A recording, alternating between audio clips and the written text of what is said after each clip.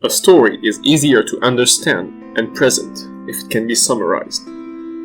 It also allows you to pitch it more progressively, if a potential client is interested in your story but cannot hear too much of it. Finally, it offers you the concision you need to remember all of your core storylines. Now, how do you turn a story into one sentence? First, start with the end.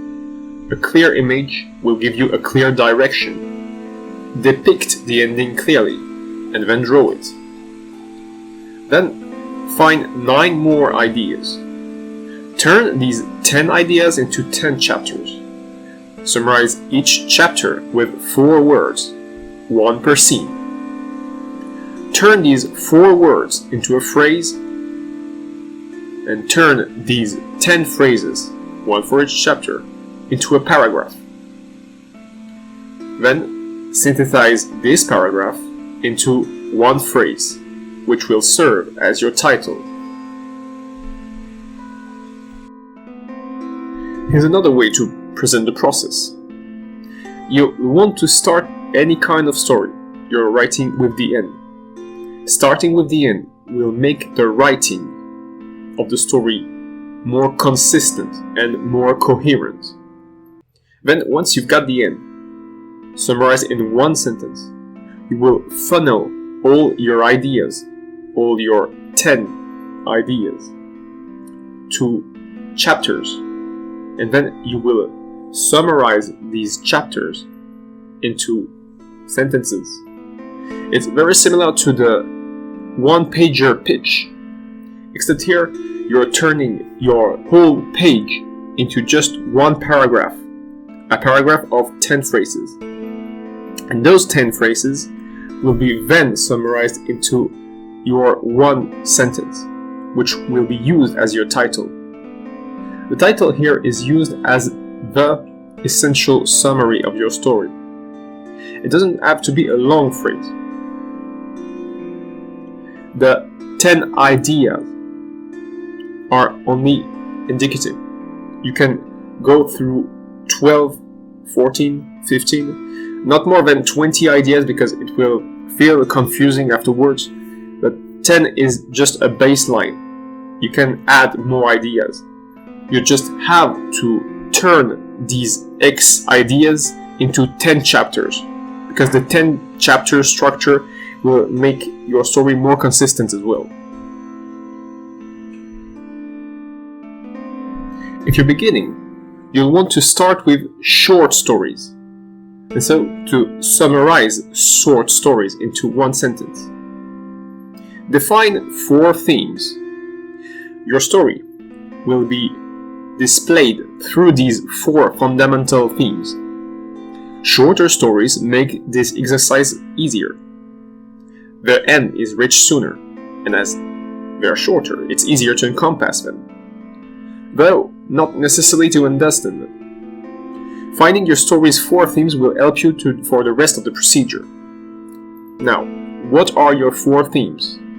How do they define your story? And what makes them memorable? Turning these 4 themes into a short story and then into 1 phrase is reached through the process of extrapolation. As you're summarizing an idea, you want to make this idea exaggerate. Which kind of phrase should you write? A short phrase and an extrapolated phrase. You'll make use of amplification and paradox figures, such as hyperboles and antiphrasis. These figures create logical bypasses which capture the public's attention. You'll also want to use metonymies and periphrases. These figures allow you to create allegories more easily, and allegories, as symbols, cement an idea in one's mind. The main aim of the summary is to be consistent and concise. How much should you write? What should you write about? Summarizing your whole story into a 10-phrase paragraph is ideal. and it's all about necessity. Think about which information does the public and the characters need. What does the public need to know? What should they read?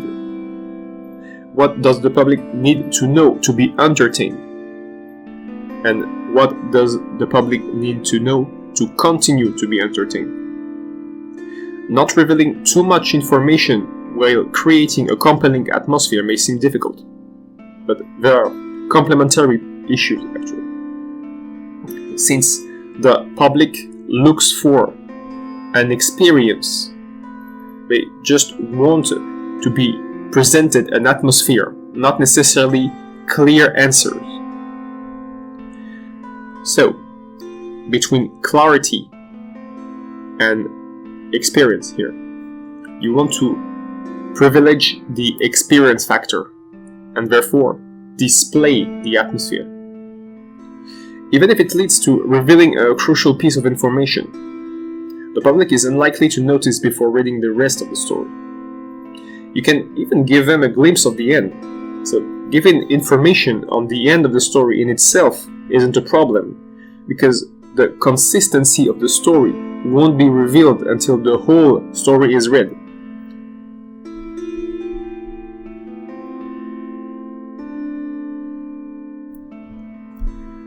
Summarize each chapter in one sentence. The 10-chapter structure offers you more cohesion. Through this system, you are creating a cycle. 10 sentences make a story. 10 images make a story. So, when you'll need to turn your 10 images into 10 sentences, the task will be far easier. Which images will you choose? And what will they relate? A 10-chapter structure make the story more predictable. And then here, predictable enough without removing you the possibility to alter the structure as the story unfolds. Your summary acts as a guideline for you, and it allows you to preserve a high level of flexibility if you intend to write a series or a saga. Why do you need 4 scenes per chapter? 4 scenes per chapter is enough to define a consistent rhythm. The number 4 support the pace of each chapter and allow you to create a tension resolution mechanism more easily. Summarizing a scene in one word is quite easy. Just define the action of the scene. What's the fundamental element in each scene? Is there a crisis? Which kind of crisis? You can summarize every chapter with these 4 words, which may correspond directly to the 4 scenes. Atmosphere, issue or stakes, resolution of the issue, and outcome.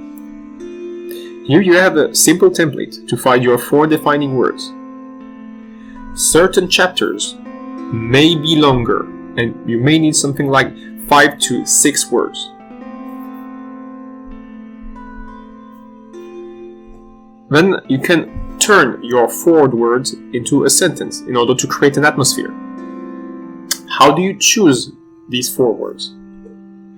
It's again a question of pertinence. What do you need to reveal? What does the public need to know? What does the characters need to know?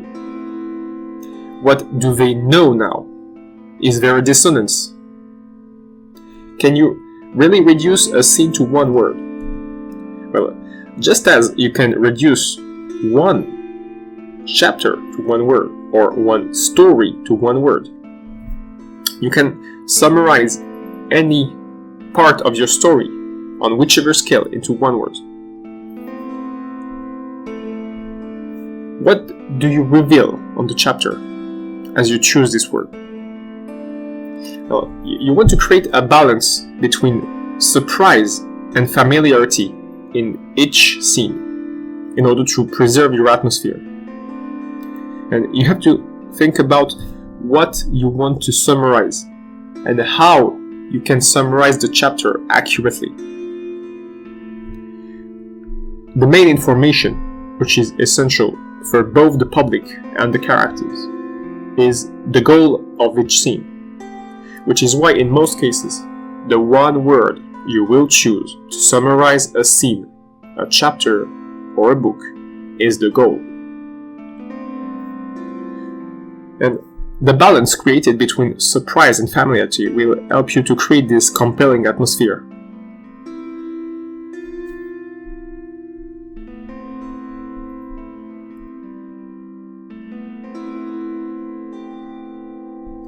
Now, how do you create a story in 4 words?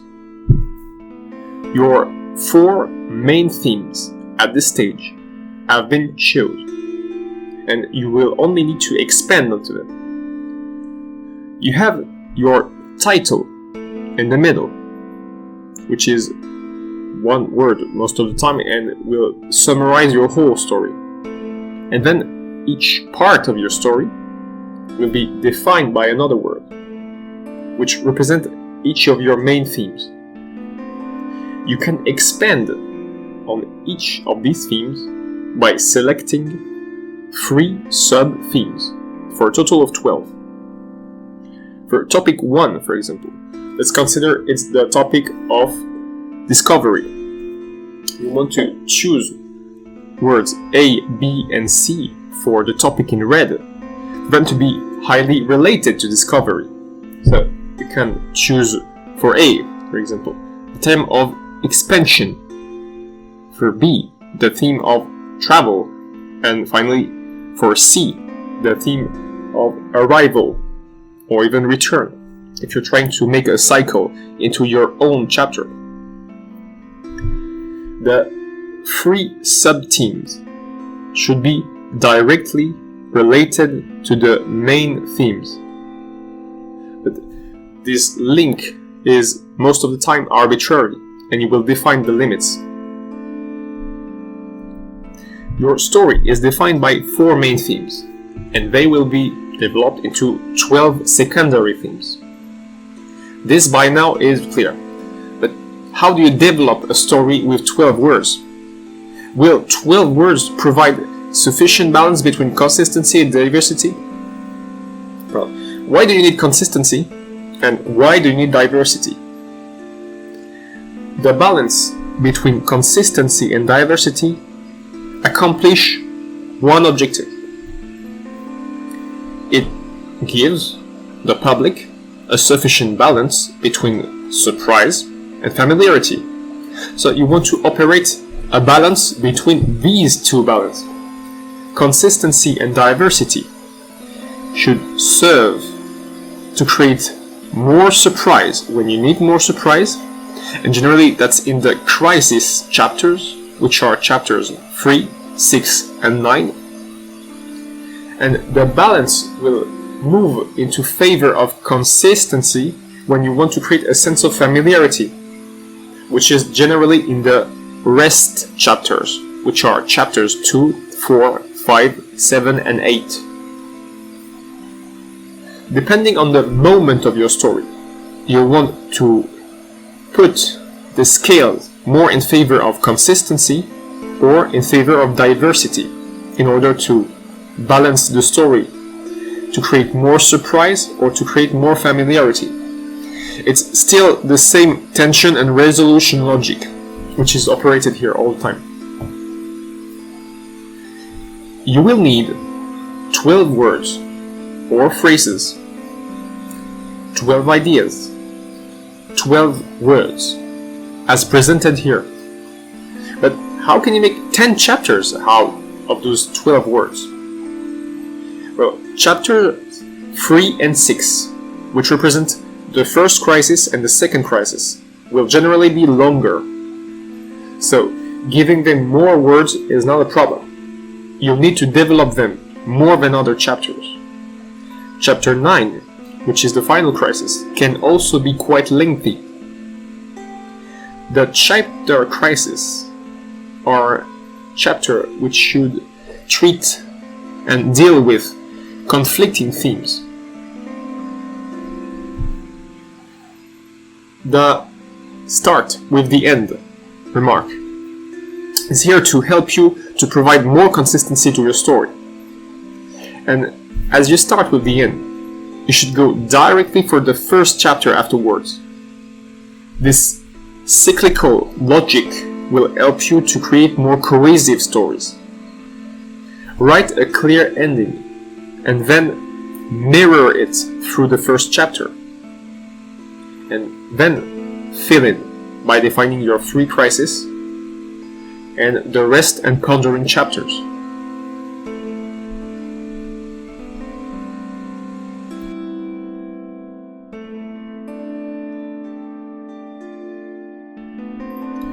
Lastly, you'll want to draw your story.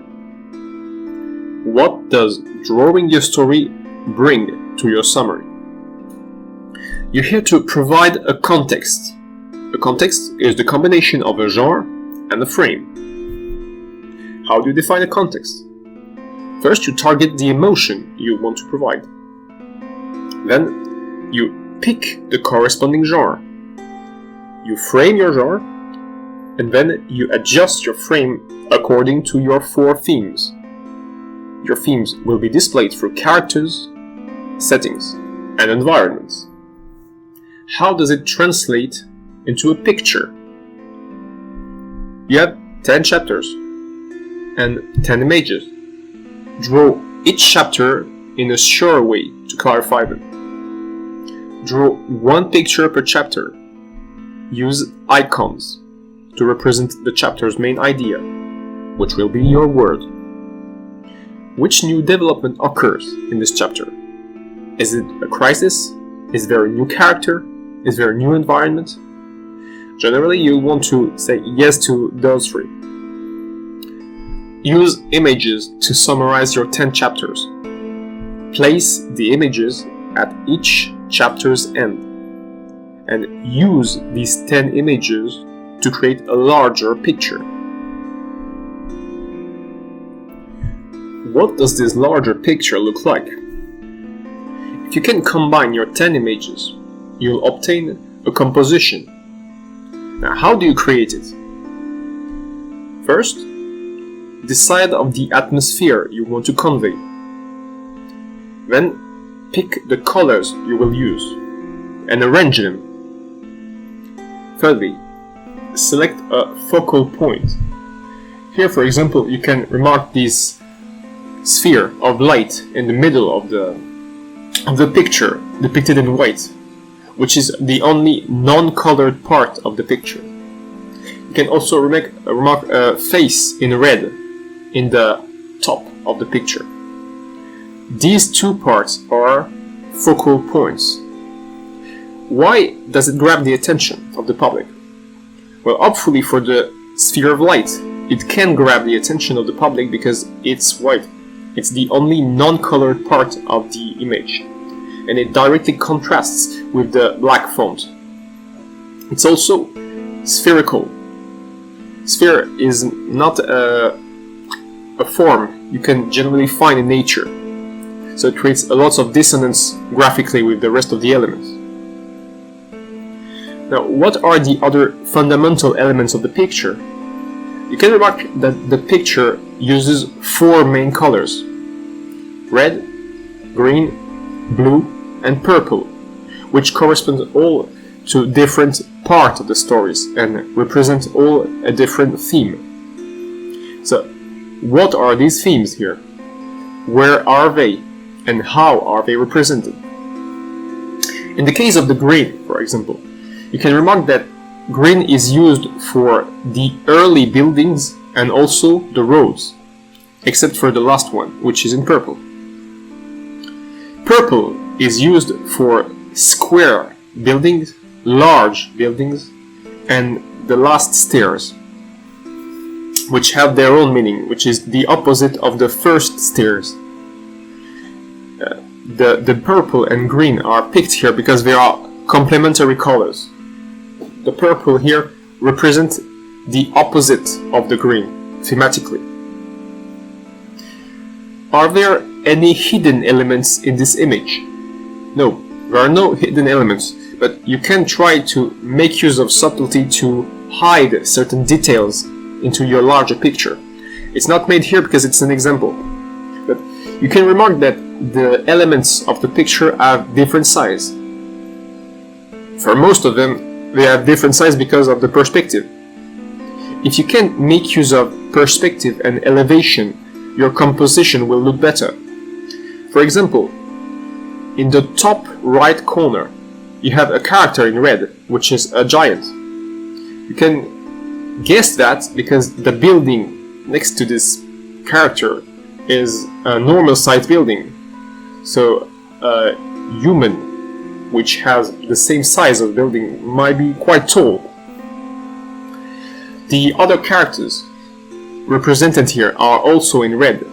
The face, the corpse in the bottom left, and the tentacles. Each part of the picture is organized to be clearly limited, and there's very little interconnectivity here in terms of themes, but there is a direct interconnectivity in terms of geography. Now, this one image is what you will end up when you combine your 10 sub-images. It's a fresco. It's supposed to be representing your whole story. You have been placing crucial elements in this composition. So the composition in itself is complete as an image, but it doesn't represent every element of the story, only the crucial elements. These elements will allow the public to develop their perception of the story. You may have been using this fresco to foreshadow the story's end, which can be perceived as the face in the sky or the last purple building, depending on where you want the end to end the story. This story may also be used to foreshadow a sequel. You can now shield your story with it, and you can use it as a book cover, or even as a central image.